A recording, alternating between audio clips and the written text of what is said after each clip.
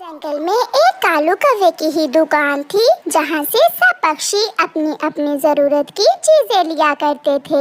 कौवे भैया, एक पाव नमक और दाल दे दे। खालस समंदर से नमक लाता हूँ, एक चुटकी डालने से दाल नमकीन हो जाएगी आपकी। वो सामने कौन आ रहा है?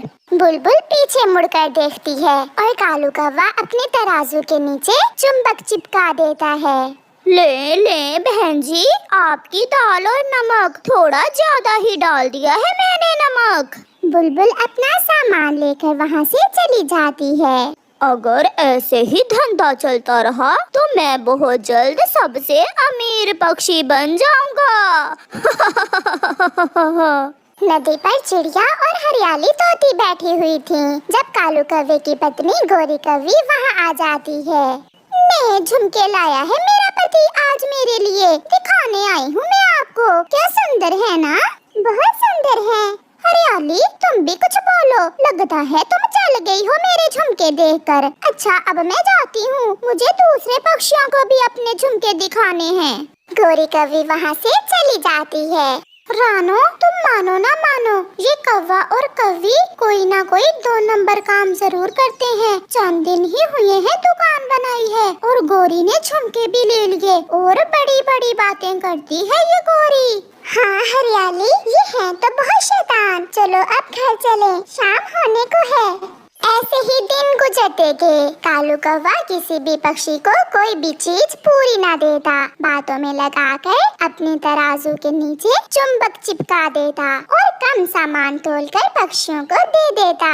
कालू जी, कल मैंने नदी पर चिड़िया और हरियाली को अपने झुमके दिखाए तो दोनों जल गयी मेरे झुमके देखकर। अभी तो मैं तुम्हें सोने की चूड़ियाँ भी लेकर दूंगा। अगर ऐसे ही हम पक्षियों को उल्लू बनाते रहे तो वो दिन दूर नहीं जब मेरे पास सोने का हार भी होगा। वो लालची पति पत्नी बैठे ऐसे बातें करते हैं। चिड़िया के घर में शक्कर खत्म हो गई थी। चिड़िया अपनी बेटी गुड़िया से कहती है, गुड़िया बेटी, ये पैसे ले जाओ और कौवे की दुकान से शक्कर ले आओ। मम्मा, कितनी शक्कर लानी है? ये लो पैसे और आधा किलो ले आओ।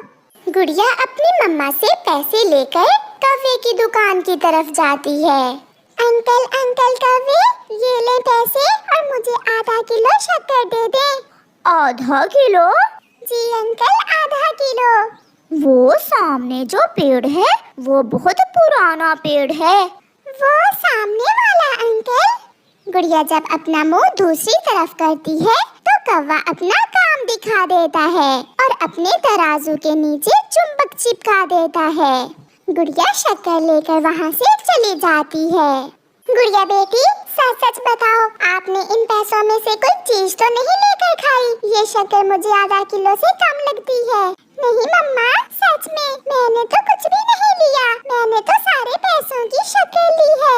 मुझे ऐसे ही लगा होगा, महंगाई बहुत हो गई है ना, इसलिए। कौवे बेटा, ये चावल मैं कल ले गई थी तुम्हारी दुकान से, इसमें कंकरियां हैं, रखो अपने चावल, मैं नहीं लूंगी ऐसे चावल। बूढ़ी माँ जी, चलती बनो यहाँ से। क्या सबूत है कि तुम ये चावल मेरी दुकान से ही लेकर गई थी? इस उम्र में झूठ ना बोलो।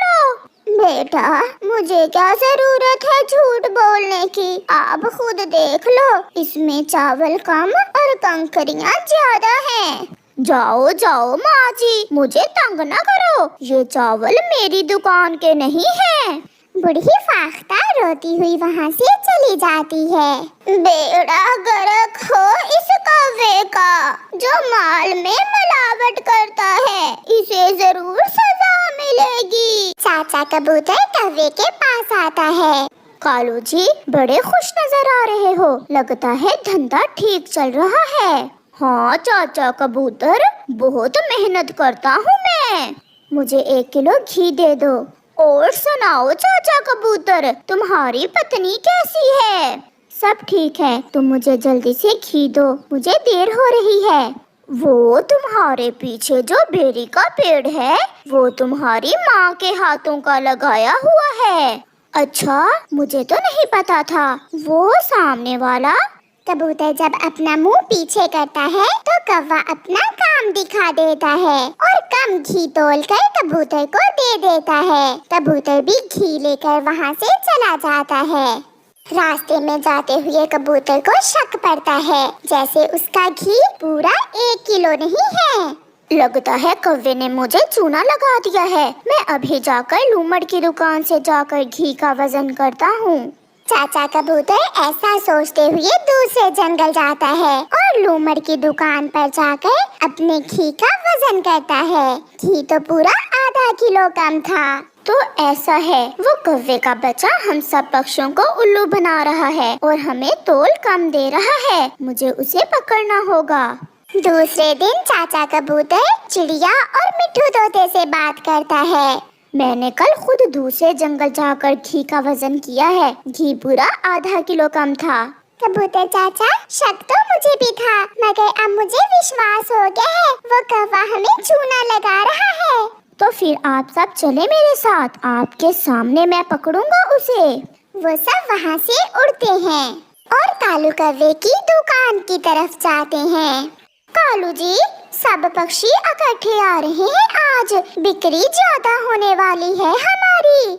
तुम देखना मैं कैसे कम तोल कर देता हूँ इन सबको। कौवे कौवे, जल्दी से हमें 1 किलो चावल दे दे। इतनी भी क्या जल्दी है आप सबको? वो देखो पीछे मोर है, मोर। कौवा ऐसे पक्षियों का ध्यान दूसरी तरफ करता है और जैसे ही चुंबक तराजू के नीचे चिपकाने लगता है, कबूतर कौवे को पकड़ लेता है। बहुत मोर देख लिए हमने, अब तुम्हारी बारी है। फिर दूसरे पक्षी भी वहाँ आ जाते हैं और मार मार कर कौवों को अपने जंगल से निकाल देते हैं। अब दूसरे जंगल में जाकर दुकान लगाएंगे।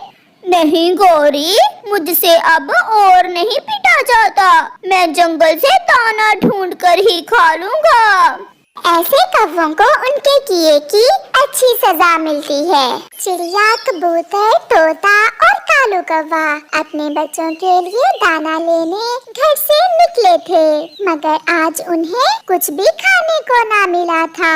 वो उड़ते हुए जंगल से बाहर इंसानों की बस्ती की तरफ निकल जाते हैं और फिर अचानक कालू कौवे की नजर एक घर की छत पर जाती है। उसे वहाँ कुछ दाने नजर आते हैं। वो देखे, वहाँ किसान की पत्नी ने छत पर दाना बिखेर रखा है। कौवे भैया, कहीं कोई जाल ना हो? नहीं, किसान की पत्नी बहुत दयालु है। वो हर रोज अपनी छत पर पक्षियों के लिए दाना डालती है। फिर वो सब छत पर दाना खाने के लिए उतरते हैं। आज के दौर में भी कोई इतना दयालु हो सकता है जो मुफ्त में पक्षियों को दाना खिलाए। थोड़ी दूर बैठी किसान की पत्नी पक्षियों की बातें सुन रही थी। खा ले, ये दाना आपके लिए ही है। अगर हम इंसान पेट भर कर खाते हैं तो आप पक्षी क्यों ना खाएं? माँ जी, मैंने सुना था कि कुछ इंसान बहुत अच्छे होते हैं और आज देख भी लिया। मैं जा रहा हूँ, शाम को देर से आऊँगा।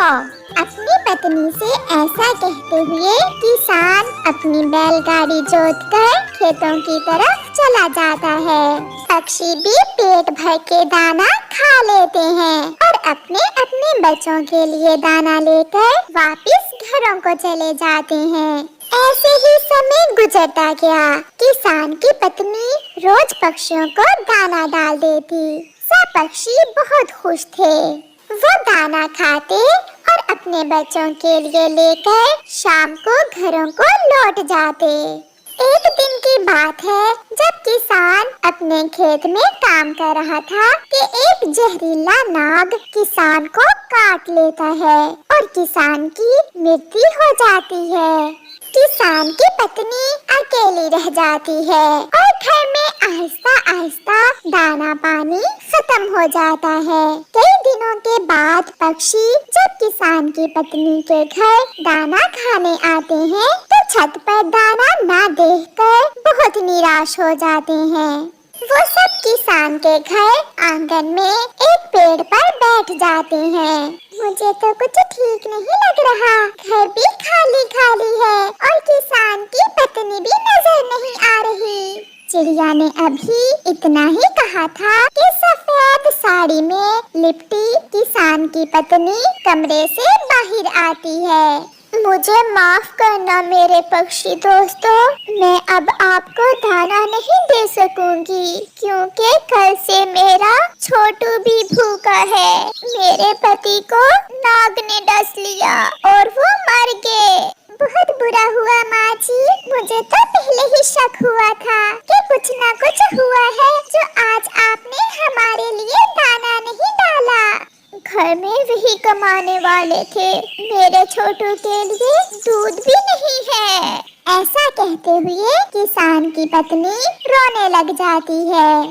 चिड़िया, किसान की पत्नी ने हमेशा हमारा साथ दिया है और आज इस मुश्किल की घड़ी में इन्हें अकेला नहीं छोड़ सकते। कुछ करना होगा, हमें कुछ करना होगा। हमें क्या करना है मुझे पता है, आप सब मेरे साथ आइए। फिर कालू कौवा अपने दोस्तों को साथ लेकर वहाँ से चला जाता है। कौवा घने जंगल से गुजरता हुआ अपने दोस्तों को पहाड़ों की तरफ ले जाता है और एक पुरानी गुफा के पास जाकर वो सब बैठ जाते हैं। कालू, हमें कुछ पता नहीं चल रहा कि आप कैसे किसान की पत्नी की मदद करने वाले हो। मैं आपको सब बताता हूँ। चिड़िया बहन, आप मेरे साथ चलें, हमें उस गुफा में जाना है और आप दोनों यहीं बैठें। फिर कालू कौवा चिड़िया रानी को साथ लेकर गुफा में जाता है। पुरानी गुफा में अंधेरा था मगर एक कोने में कुछ चमक रहा था। चिड़िया, वो हीरा है। मैं जब पिछली बार इस गुफा में रुका था तो तब मैंने ये देखा था। तो इसका मतलब हम ये हीरा किसान की पत्नी को देंगे। हाँ, ये बहुत कीमती होता है। इंसान तो इसे ढूंढने के लिए पहाड़ों को खोदते हैं। कालू, मुझे बहुत खुशी महसूस हो रही है कि हम भी किसान की पत्नी के किसी काम आएंगे। ये कीमती हीरा हमारे तो किसी काम का नहीं है। फिर कालू कौवा और चिड़िया कीमती हीरा उठाते हैं और गुफा से बाहर निकलते हैं।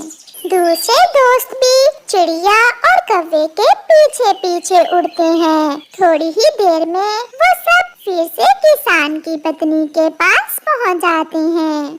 मुझे पता है आप भूखे हैं मगर मेरा विश्वास जानिए, मेरे पास अगर कुछ होता तो मैं आपको जरूर देती। हमें सब पता है और आप पर विश्वास भी है। हम आपकी मदद करने आए हैं। ये सुनकर कई दिनों के बाद किसान की पत्नी हंसने लग जाती है। आप पक्षी मेरी क्या मदद करेंगे? आप तो बहुत मासूम और छोटे हैं। हम इंसानों की जरूरतें बहुत बड़ी बड़ी। माँ जी, हम छोटे जरूर हैं मगर हमारे अंदर दिल बहुत बड़े बड़े हैं। अगर सच्चे दिल से हम किसी का अच्छा सोचें तो ऊपर वाला मदद करता है। ये देखें, हम आपके लिए कीमती हीरा लेकर आए हैं। प्यारे दोस्तों, रानो चिड़िया की इस बात पर एक लाइक तो बनता ही है, तो आप जल्दी से इस वीडियो को लाइक कर दें। इतना चमकदार कीमती हीरा देखकर किसान की पत्नी की आंखें तो खुली की खुली रह जाती हैं। क्या सच में ये कीमती हीरा है? मुझे विश्वास नहीं हो रहा। आप इसे लेकर सुनार के पास जाइए और उसे बेचकर अपनी जरूरतें पूरी करें। और माँ जी, हमें ना भूल जाना, जो मजा हमें आपकी छत से दाना खाने में आता है वो कहीं नहीं आता। ऐसा कैसे हो सकता है कि मैं आपको भूल जाऊं, जब मेरे किसी रिश्तेदार, दोस्त, किसी पड़ोसी ने मेरा नहीं सोचा तो आपने मुझे याद रखा। मैं कैसे आपको भूल सकती हूँ। फिर किसान की पत्नी वो कीमती हीरा लेकर सुनार के पास जाती है। बूढ़े सोनार ने तो पहली बार इतना कीमती हीरा देखा था। वो हीरा देखकर हैरान हो जाता है। ऐसा हीरा तो लाखों में एक होता है, ये सच में बहुत कीमती है। फिर वो सोनार किसान की पत्नी को ढेर सारे पैसे दे देता है और किसान की पत्नी खुशी खुशी अपने घर लौट जाती है। घर जाकर वो अपने बच्चे को दूध पिलाती है और घर के चूल्हे में आग जलाती है। फिर कुछ दिनों बाद किसान की पत्नी कुछ पैसों से एक छोटा सा काम शुरू कर लेती है। वो बस्ती में एक गोलगप्पों की रेहड़ी लगा लेती है। वो मेहनत और ईमानदारी से काम करती है। क्या छोटे क्या बड़े, सबको किसान की पत्नी के गोलगप्पे बहुत पसंद आते हैं। ऐसे किसान की पत्नी के दिन बदल जाते हैं और फिर से खुशियाँ उसके दरवाजे पर दस्तक देती हैं।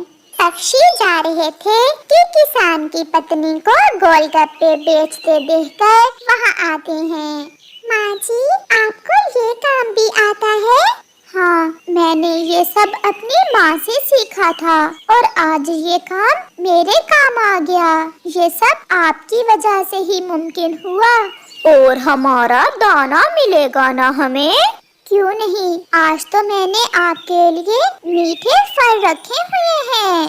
फिर किसान की पत्नी पक्षियों को मीठे फल देती है और वो सब खुशी खुशी अपने जंगल चले जाते हैं। प्यारे दोस्तों, हमेशा दूसरों की मदद करो।